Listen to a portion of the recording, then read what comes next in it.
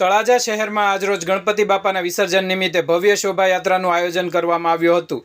આ શોભાયાત્રાનો પ્રારંભ બપોરે 12 વાગ્યે વ્યાયામશાળા અખાડાથી શરૂ કરવામાં આવી હતી। આ યાત્રા દરમિયાન Navkar general store, girls high school, Vavchok, Gandhi Chowk અને તિલક ચોક માર્ગે આગળ વધીને ગાંધીજીના બાવલા નજીક યાત્રાનું સમાપન કરવામાં આવ્યું હતું। દેવડી ચોકમાં બાપા સીતારામ ગ્રુપ દ્વારા ઠંડા પીણા અને પ્રસાદીનું વિતરણ કરવામાં આવ્યું હતું, જેમાં હિન્દુ મુસ્લિમ સમાજના લોકો જોડાયા હતા।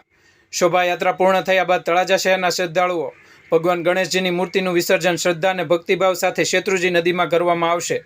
તેમજ આ ભવ્ય ધાર્મિક પ્રસંગમાં શહેરના તમામ ભાઈઓ અને બહેનો જોડાઈને ભગવાન ગણપતિના આશીર્વાદ પ્રાપ્ત કર્યા હતા। આમ તળાજા શહેરમાં ભવ્ય ગણપતિ વિસર્જન યાત્રા નીકળી હતી। રિપોર્ટર ઝાકીર શાહ પઠાણ, તળાજા।